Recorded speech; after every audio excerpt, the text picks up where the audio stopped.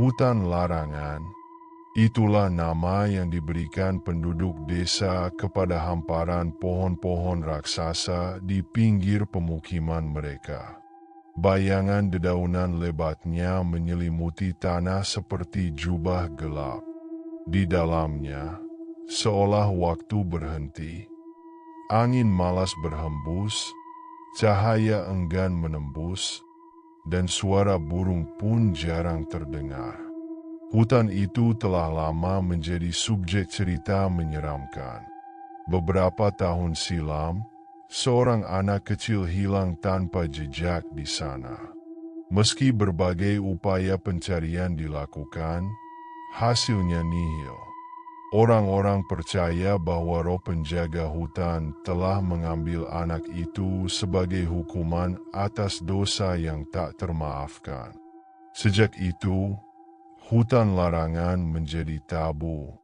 Tidak ada yang cukup berani untuk masuk. Sampai Rehan muncul. Rehan, seorang pendaki pemula, tidak pernah percaya pada cerita-cerita rakyat semacam itu. Baginya, semua hanya tahayu yang dibuat untuk menakut-nakuti. Ketika ia mendengar tentang hutan larangan, rasa penasarannya bangkit.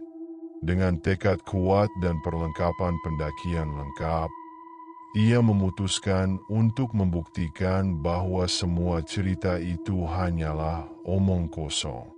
"Saya hanya ingin menjelajah, Pak," ujar Rehan kepada kepala desa yang mencoba memperingatkannya. Pria tua itu menggeleng pelan, wajahnya serius. "Jangan sombong, nak. Hutan itu tidak seperti yang kau pikirkan." Rehan hanya tersenyum menanggapi.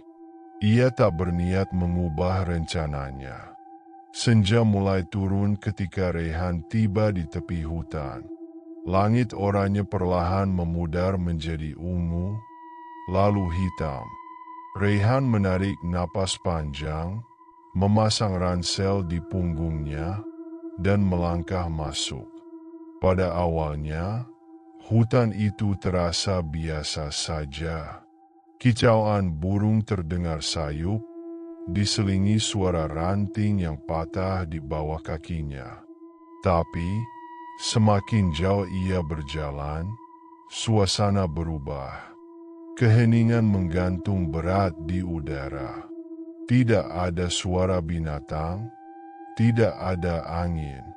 Rehan berhenti, mendongak ke arah pepohonan.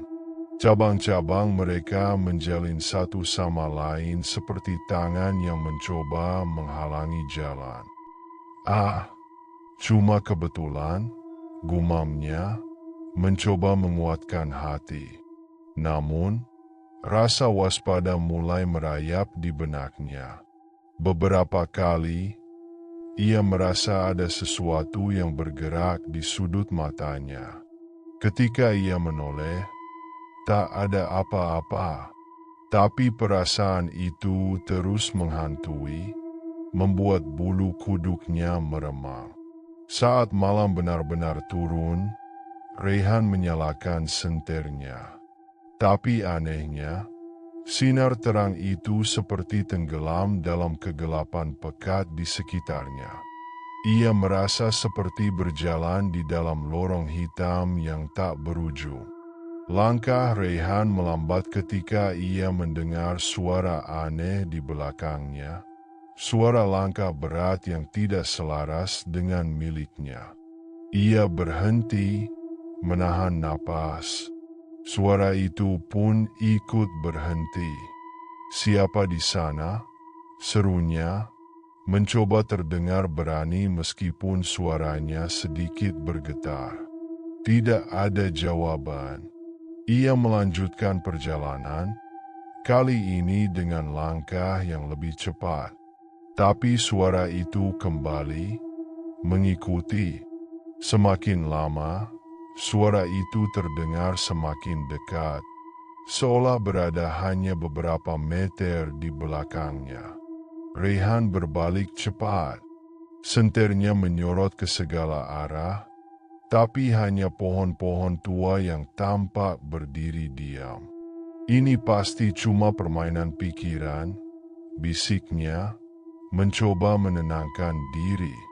Namun, detik berikutnya, sesuatu muncul dari balik pohon besar di depannya.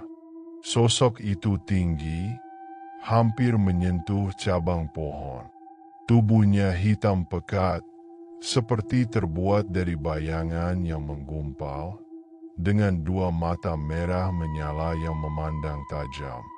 Rayhan merasakan dingin menusuk tulang, seperti ribuan jarum kecil menghujam kulitnya. "Kenapa kau masuk ke wilayahku?"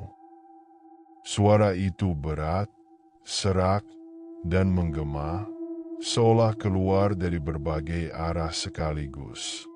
Rayhan mundur beberapa langkah, tubuhnya gemetar. Aku hanya ingin menjelajah. Aku tidak bermaksud jahat," katanya terbata-bata. Sosok itu tertawa rendah, suara yang terdengar seperti retakan kayu kering. "Semua yang masuk ke sini punya tujuan, tapi tidak semua bisa keluar." Rayhan mencoba berlari, tapi akarnya terasa berat. Ia merasa seperti ada sesuatu yang menahan kakinya. Saat ia melihat ke bawah, ia terkejut melihat akar-akar pohon mencuat dari tanah, membelit pergelangan kakinya. "Apa yang kau inginkan dariku?" Rayhan berteriak, wajahnya basah oleh keringat dingin. Sosok itu mendekat. Suaranya berubah menjadi bisikan-bisikan aneh yang tidak dimengerti. Di sekeliling Rayhan, hutan terasa hidup, pohon-pohon bergerak, daun-daun berdesis seperti tengah berbicara. "Kembalikan anakku," gumam sosok itu, nadanya penuh amarah sekaligus duka. Rayhan menatap sosok itu dengan bingung. "Aku tidak tahu apa yang kau bicarakan.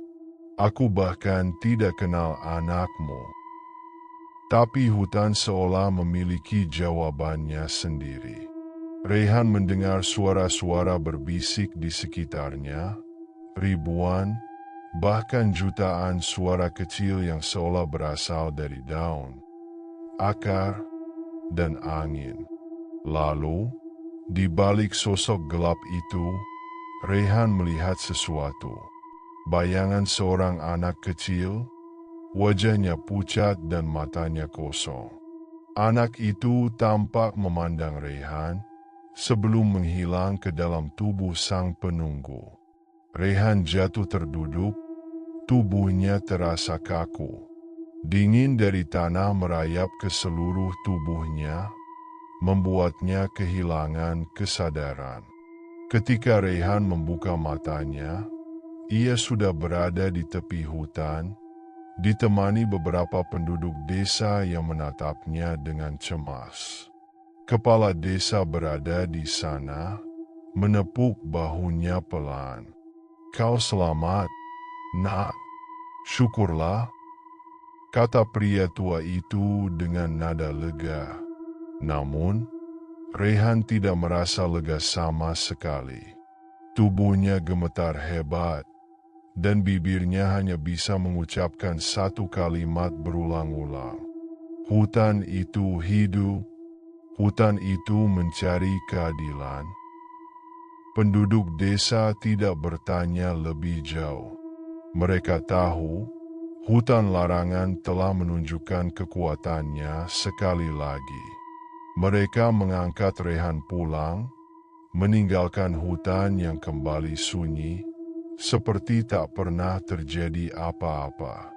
Di dalam kegelapan hutan larangan, sang penunggu tetap berjaga, menyimpan dendam, dan menunggu.